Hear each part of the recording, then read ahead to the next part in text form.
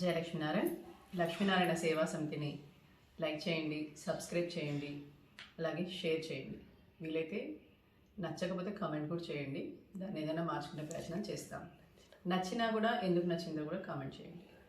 ఇది కాకుండా మనం శ్రీ వ్రతము, తిరుప్పావి వ్రతం లేదా గోదాదేవి యొక్క వ్రతం, ఆండాలు చేసిన వ్రతం, ఇలాంటిది మనము ప్రతిరోజు ఆచరిస్తున్నాము ధనుర్మాస సందర్భంగా. అయితే ఈ వ్రతం యొక్క ముఖ్య ఉద్దేశం ఏంటి? మనం ప్రతి పాసురంలో మనం తెలుసుకుంటూనే వస్తున్నాం. ఇవాటి రోజున 6వ పాసురం. ఈ పాసురంలో ఇంకొక గోపికని నిద్రలేపుతున్నారు. ఏంటయ్యా అందరినీ నిద్రలేపి తీసుకెళ్ళడం ఏంటి? భగవంతుడి దగ్గరికి వెళ్ళాలంటే మనకి మనంగా వెళ్ళిపోవచ్చు కదా, భగవంతుడిని ఆశ్రయించడానికి మనం ఒక్కరం సరిపోమా అని మనకు అనిపించవచ్చు. ఏదైతే మధుర పదార్థం ఉంటుందో దాన్ని భుజించాలంటే అందరితో కలిసి భుజించాలి అని చెప్పి మనకి శాస్త్రం చెప్తుంది. ఎందుకు? మధుర పదార్థం తింటూ ఉంటే ఆ ఆనందాన్ని మనం ఒకరే అనుభవిస్తే ఎలాగా, పక్కవాడు తింటున్నప్పుడు కూడా వాళ్ళు అనుభవించే ఆనందాన్ని చూస్తుంటే మనకి ఇంకా ఆనందం కలుగుతుంది. భగవత్ ప్రేమని ఆ కెరటాలు మన మీద ఒకటి ఒకటి ఒకటి వచ్చి పడుతూ ఉంటే మన కన్ను చెదిరిపోతుందో, మన మనసు చెదిరిపోతుందో, లేకపోతే మనం దారి తప్పిపోతామో తెలియదు. ఎందుకంటే పరమాత్ముడి యొక్క ఆనందానుభూతి ఎవరైతే అనుభవిస్తారో వారికి ఆనందానుభూతి అసలు అతిశయం. కాబట్టి మనం ఏం చేస్తాము? పురుషాకార రూపిణి అయినా అమ్మవారి ద్వారా అయినా సరే, ఆచార్యుడి ద్వారా అయినా సరే మనం భగవంతుడిని ఆశ్రయిస్తాం. దీనికి నిదర్శనం ఏంటయ్యా అంటే కనుక మనం విభూషణ్ణి తీసుకోవచ్చు. మనకి రామాయణంలో విభీషణుడు శరణాగతి చేసినప్పుడు ఏం చేశాడు? భార్యని వదిలేశాడు, కుటుంబాన్ని వదిలేశాడు, రాజ్యాన్ని వదిలేశాడు, సమస్త ప్రజానికాన్ని వదిలేశాడు. కానీ 4 రాక్షసులను తీసుకుని వచ్చి రామచంద్రుడికి కనిపించే విధంగా ఆకాశంలో దూరంగా నుంచుని అలాగా శరణాగతి చేశాడు. శరణాగతి చేసినప్పుడు స్వామి కూడా, శ్రీరామచంద్ర స్వామి కూడా, నాయన నువ్వు వచ్చావు కదా వచ్చేసేయి అని అనలేదు. సుగ్రీవుడికి చెప్పాడు, శరణాగతి చేస్తున్నాడు, నన్ను ఎవరైతే శరణాగతి చేశారో వారిని ఖచ్చితంగా సంరక్షిస్తాను అని చెప్పి రామచంద్రుడు ప్రతిజ్ఞ చేసి ఉన్నాడు. కాబట్టి విభీషణుడు శత్రువర్గానికి చెందినవాడైనా సరే సంపూర్ణ శరణాగతితో వచ్చాడు. కాబట్టి మనల్ని ఆశ్రయించాలనుకుంటున్నాడు కాబట్టి తీసుకురా అని చెప్పి సుగ్రీవుడికి చెప్పి పంపిస్తాడు. భగవంతుడు కూడా భగవత్ అనుభూతి పొందిన వారి ద్వారానే మనకి మన శరణాగతిని స్వీకరిస్తాడు అని మనకి ఈ ఉదాహరణ ద్వారా మనకి తెలుస్తుంది. సర్వేశ్వరుని ఆశ్రయించేటప్పుడు మహాభక్తుల ద్వారా మనం ఆశ్రయించాలి. లోకులు చూసే విషయాలకి, యోగులు చూసే విషయాలకి చాలా తేడా ఉంటుంది. అది ఎలాగంటే మనం చూసే విషయాలు యోగులు చూసే విషయాలు మనకి చీకటిగాను, మనం చూసే విషయాలు మనం ఎప్పుడైతే లేచామో అప్పటికీ యోగులు నిద్రపోతూ ఉంటారు. అంటే ఏంటి? ఇక్కడ భగవద్ విషయంలో మనకు కనిపించక చీకటిగా ఉంటుంది, అందులో వారు మేల్కొని ఉంటారు. కాబట్టి వారికి అంతా పగలే, అంతా వెలుతురే, అంతా యోగమే. మనకు నిద్రల వలె కనిపిస్తున్న నిద్రలో ఉన్న మహాయోగులుని మేలుకొల్పుతుంది అమ్మవారు. వారిని గోపికలుగా అనుకుంటున్నాము. ఇది సాత్వికమైన భగవద్ విషయ అనుభవ నిద్ర. అంటే వారు నిద్రపోతున్నప్పుడు భగవంతుని యొక్క నిద్ర. మనం నిద్రపోయేది తామస నిద్ర. అలా వారు చీకటిలో నిద్రపోవటం లేదు, వెలుతురులో ఉన్నారు, వెలుతురుని అనుభవిస్తున్నారు, ఆ భగవానుడిని అనుభవిస్తున్నారు. దీనికి మనకి రామాయణంలో ఒక విషయాన్ని తెలియజేస్తారు. పరమపదంలో అనుభవించడానికి ఒకరి సహాయం ఒకరికి కావలసినంతనే మూర్ఛ తెప్పించుకుని సౌలభ్య పరాకాష్ఠయగు కృష్ణతత్వాన్ని అనుభవించడానికి పరస్పరం ఎవరో ఒకరి సహాయం అవసరం ఉంటుంది. ఇది ఓకే. ఊరి వెలుపల రామచంద్రుడు నేలపై పరుకుని అసలు కనీసం సూర్యోదయమైందని తెలియక గాఢ నిద్రలో ఉంటే విశ్వామిత్రుడు ఉత్తిష్ట నరసార్థుల అని మేల్కొల్పాడు. అంటే భగవంతుడిని మేల్కొల్పడానికి కూడా ఆచార్యుడు అవసరం. అలాగే భగవంతుడిని దర్శించడానికి పురుషాకారభూతుడైన ఆచార్యురాలైన ఆ గోదాదేవి మనకి ఏం చేస్తారు అని అంటే కనుక మనల్ని భగవంతుడికి, అంటే మనం ఇక్కడ ఒక పరీక్ష పాస్ అవ్వడానికైనా కానీ మనకు ఒక క్వాలిఫికేషన్ కావాలి, భగవంతుడిని పొందడానికి కూడా ఒక క్వాలిఫికేషన్ కావాలి. అలాంటి క్వాలిఫికేషన్ని మనకి ఆచార్యుడు అందించి దాని ద్వారా మనకి భగవత్ ఆశ్రయాన్ని కల్పిస్తారు. కాబట్టి భగవంతుడి దగ్గర మనల్ని నిలబెట్టగలుగుతాడు అని అర్థం. అందుకని మనం ఆచార్యుల్ని ఆశ్రయిస్తూ ఉంటాము. భగవద్ అనుభవం చాలా కొత్తగా ఉంటుంది, వైభవంగా ఉంటుంది. తెలియక మనము దారి తప్పచ్చు. కాబట్టి అది తెలిసిన వారు మనకి దారి చూపిస్తే మనకి దారి తేలిక అవుతుంది, రహదారి అవుతుంది అని చెప్పి ఇందులో అంతరార్థం. ఆహారాన్ని ఆర్జించుటకు పక్షులు లేచి చక్కగా కలకలలాడుతూ వెళ్తూ ఉన్నాయి. పక్షుల నాయకుడైన గరిక్మంతున స్వామినకు శ్రీ మహావిష్ణువు ఆలయంలో తెల్లని శంఖము సమయమైంది సేవలకు రండని పెద్ద ధ్వని చేస్తూ ఉంటారు. మనకి శంఖము అలాగే ఘంటానాదం చేస్తూ ఉంటారు. అందరినీ ఏమని పిలుస్తున్నారు? మనం ఇప్పుడు ఏమనుకుంటాం? భగవద్భక్తులారా అనుకుంటాం. అమ్మవారేమో గోపికలారా లేచిరండి, ఆ స్వామిని మేల్కొల్పే సమయమైంది. ఆ ధ్వని వినటం లేదా? ఓ పిల్ల లే లేస్తే ఇవాల్టి రోజున అమ్మవారు ఒక గోపికని నిద్రలేపుతుంది. లే ఆ స్వామిని కలిసి వద్దాము, స్వామిని సేవించుకుందాము, స్వామిని కీర్తిద్దాము, భక్తి పారవస్యము అనే స్నానము చేద్దాము అని ఆ అమ్మాయిని లేపుతూ ఉందన్నమాట. నువ్వు పూతన స్థనముల నండు విషము ఆరగించినట్లుగా అసురావేశము కలిగిన చెంపను కృత్రిమ శటకము అలా స్వామి ఎవరెవరిని సంహారం చేశాడు. ఆ సంహారం చేసినప్పుడు అంటే అమ్మవారు చూడండి ఎంత అందంగా ఒక గోపికను లేపుతుందో. అందులో కూడా భగవంతుడి యొక్క విశేష గుణగణాలనే వారు కీర్తిస్తున్నారు. గోపికలందరూ రాత్రి కృష్ణుడితో చేరి కొంతసేపు ఉండి తెల్లవారుజామున మరలా కలుసుకుందామని వెళ్ళిపోతారు. కానీ పెద్దలు వీరు వ్రతం చేయ నియమించరు కదా. ఈ వ్రతం కృష్ణుడే నాయకుడు, ఈ వ్రతం చేయడానికి చేస్తే కానీ అనావృష్టి తీరదు. కృష్ణుడి నుంచి గోపికలందరినీ కాపాడాలని చెప్పి అందరు గోపికల్ని ఇంట్లో పెట్టేసి వారి తల్లిదండ్రులు పెద్దలు బయటికి రానియకుండా నియమాల్ని పెడతారు. తద్వారా వారు గోపికలు కృష్ణుడిని చూడలేకపోతారు. కాలానుగుణంగా అనావృష్టి రావడం వల్ల ఆ వీళ్ళతో వ్రతం చేయించాలి. పిల్లలతోటి వ్రతం చేయిస్తే గోపికలందరూ నాయకుడు ఎవరవ్వాలి, ఆచార్యుడు ఎవరవ్వాలి అంటే కృష్ణుడే మళ్ళీ నాయకుడు అవ్వాలి. కాబట్టి ఆ కృష్ణుడినే మళ్ళీ మనం వెళ్ళి ఆశ్రయిద్దామని చెప్పి ఊర్లో ఉన్న పెద్దలందరూ కృష్ణుడిని వెళ్ళి ఆశ్రయిస్తే కృష్ణుడు మొట్టమొదలుగా ఒప్పుకోడు. తర్వాత సరేలే చేపిద్దాం అని చెప్పి ఆ గోపికలందరినీ చూడొచ్చు కదా అని చెప్పి వ్రతం చేయించడానికి ఆయన కూడా ఒప్పుకుంటాడు. ఎందుకంటే అక్కడ గోపికలు కూడా భగవంతుడి యొక్క సమాగమనం కోసం ఆతృతతో ఉన్నారు, వేచి ఉన్నారు. వారు కూడా ఇది విరహ వేదన అనుకోవచ్చు, భగవత్ వేదన అనుకోవచ్చు, లేకపోతే భగవంతుడిని చూడలేకపోతున్నామనే బాధ అనుకోవచ్చు, ఇలా ఏదైనా అనుకోవచ్చు. అలా ఆయనని చూడడానికి పంపినప్పుడు వీరంతా వ్రతం గురించి ఏమేమి సామాన్లు కావాలి, వ్రతం ఏ విధంగా ఉంటుంది, నియమాలు ఏంటి అని కృష్ణుడి దగ్గర తెలుసుకోవడానికి వెళ్ళినప్పుడు ఈ వ్రతం చేస్తే అనావృష్టి తీరుతుంది అని చెప్పి శ్రీకృష్ణ పరమాత్ముడు కాత్యాయని వ్రతం గురించి గోపికలకి చెప్తాడు. అందుకని ఒంటరిగా ఉన్న గోపికల్ని చూసి అందరూ హాయిగా ఉండి యమునా నదీ తీరంలో విహరిస్తూ ఆ రాత్రి వాళ్ళు గడిపేసి తర్వాత వెళ్ళి పొద్దున్నే వచ్చేసరికి వారికి గోపికలు ఎవరికి రాత్రంతా నిద్ర పట్టలేదంట. ఆ కృష్ణుడినే చూసాము, కృష్ణుడే తలుచుకుంటూ అలా అలా అలా అలా తాపమైన నిద్రని వదిలేసేసి భగవత్ నిద్రని అనుభవిస్తున్నారట, ఆ ఆనందాన్ని అనుభవిస్తున్నారట.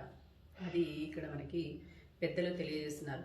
పెద్దలు ఈ గోదావ్రతాన్ని గురించి ఏం చెప్తారు అని అంటే కనుక ఇది ఉపనిషత్తు యొక్క రహస్యము, వేద రహస్యము. ఇది తెలుసుకోవాలంటే ఒకరి వల్ల సాధ్యమయ్యేది కాదు. మీరు ప్రతి సంవత్సరం వ్రతాన్ని ఆచరించండి, దీని అర్థాన్ని తెలుసుకోవడానికి ప్రయత్నం చేయండి. ప్రతి సంవత్సరం మీకు కొత్త అర్థాలు తెలుస్తూ ఉంటాయి. తద్వారా మీకు మీ జ్ఞానం చాలా పెరుగుతూ ఉంటుంది. వేదం వరకు మనం పోకుండానే వేదం యొక్క సారాన్ని అమ్మవారు మనకి అనుగ్రహించింది తిరుప్పావైలో. తమ పూర్వులు ఏ మూర్తి గుణములను అనుభవించి ఉపాసించారో ఆ మూర్తి ద్వారానే వారిని సేవించాలి, వైరాగ్యం కలగగానే భగవానునే ఆశ్రయించాలని బోధించారు. కాబట్టి గురు ద్వారా అది మాత్రం మనకి లభిస్తుంది. అంటే ఆచార్యులను సేవించడానిక ముందు మనలో ఏముండాలి? ఆచార్యులనికి మనం శిష్యులైపోతాం, ఎవరు పడితే వాళ్ళు వెళ్ళిపోయి శిష్యులైపోతాం అంటే మనలో కూడా కొన్ని గుణాలు ఉండాలి అంటుంది అమ్మవారు. దీంట్లో ధమము శమము అనునవి ప్రధానంగా ఉండాలి. ధమము శమము అంటే ఏంటి? బాహ్యేంద్రియ నిగ్రహము, అంతరేంద్రియ నిగ్రహము కావాలి. సత్పురుషుల సహవాసము జ్ఞానేంద్రియ కర్మేంద్రియంల ప్రవృత్తులు దిద్దుబాటు అవుతూ ఉంటాయి. అయితే మనం వాళ్ళని ఆశ్రయించినప్పుడు వాళ్ళు చెప్పే విషయాలు మనకి అతీతంగా అనిపించి ఒక్కొక్కసారి ఏంటి వీళ్ళు ఇలా చెప్పారో మనకి వినాలని కూడా అనిపించకపోవచ్చు. కాబట్టి అంతర్నిగ్రహం కూడా ఉండాలి. నిగ్రహం లేకపోతే వారు చెప్పింది మనము జీవితంలో ఆచరించడానికి మన ఆలోచనలు కూడా దాంట్లో ఇమిడించి దాన్ని పాడు చేస్తాం. భగవంతుడిని పొందాలంటే ఆచార్యుడు చూపిన దారిలో గుడ్డిగా నడవడమే, అది చేయాలి. కాబట్టి ఆ నిగ్రహం ఉండాలి.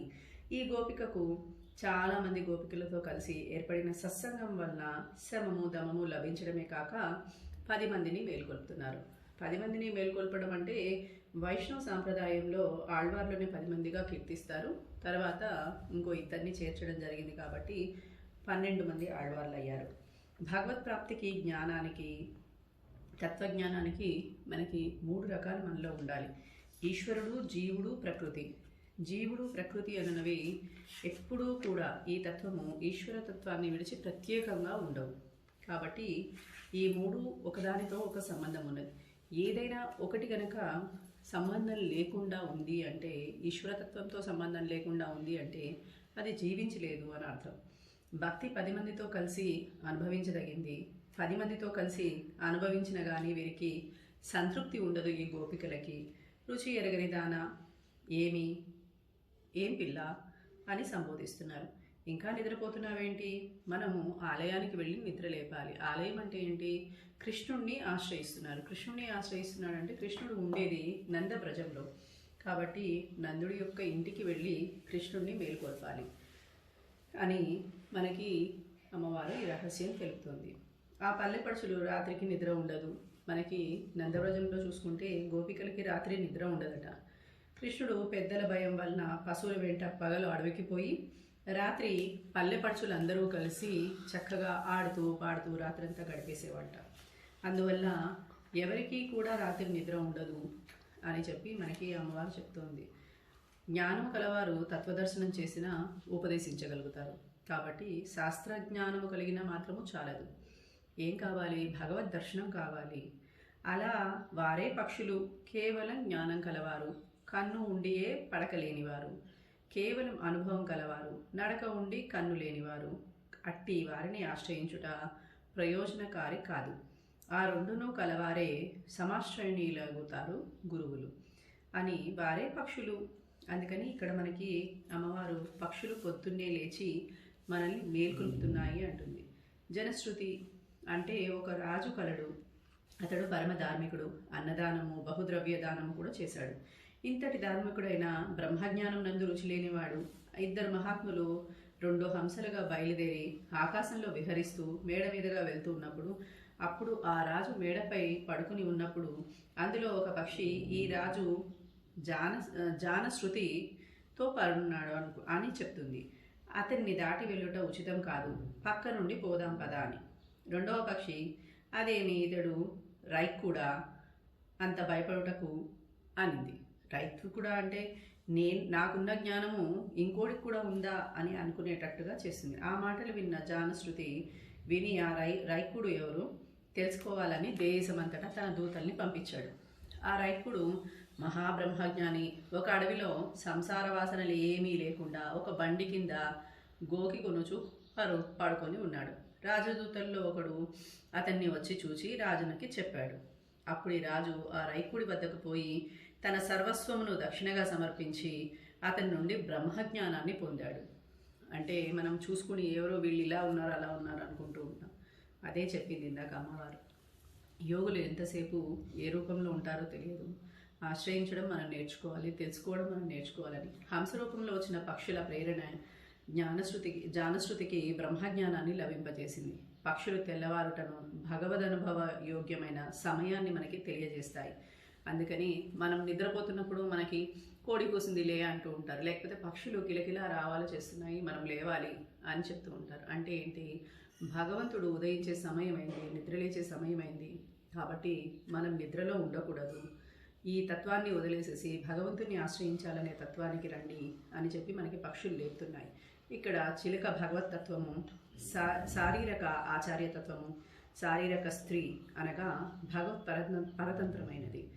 భగవంతునకు నివేదించుటకు ఉంచిన పదార్థము ఆత్మతత్వము. మాయ పిల్లివలే పొంచి ఉండి అపహరించుతూ ఉంటుంది.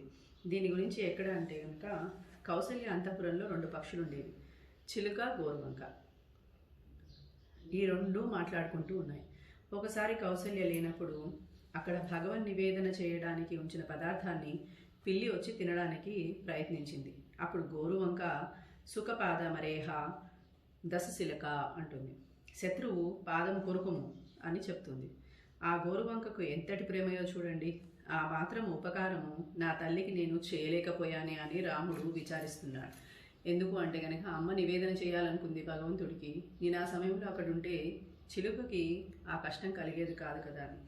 గోరువంకలాగా ఆచార్యుడు భగవంతుడితో ఈ మాయని మనకి ఆక్రమించకుండా అనుగ్రహిస్తున్నాడు అని అర్థిస్తున్నాడు. ఆచార్యుడు చేయు ఉపకారం అంటే భగవంతుడి ముందు మనల్ని నుంచోపెట్టి నా శిష్యుడికి ఆవరించిన మాయని తొలగించి అనుగ్రహింపు స్వామి అని చెప్తాడు ఆచార్యుడు. అదే మనకి చేసే ఉపకారం. ఆచార్యుడు మనకి ఇహలోకానికి సంబంధించినది కాదు, పరలోకానికి సంబంధించిన విషయాల్ని మనకి అనుగ్రహిస్తాడు అని అమ్మవారు చక్కగా చెప్తోంది. పక్షులు ఆచార్యుడిగా మహాజ్ఞానులుగా మనకి ఈ పాసురంలో సూచిస్తోంది.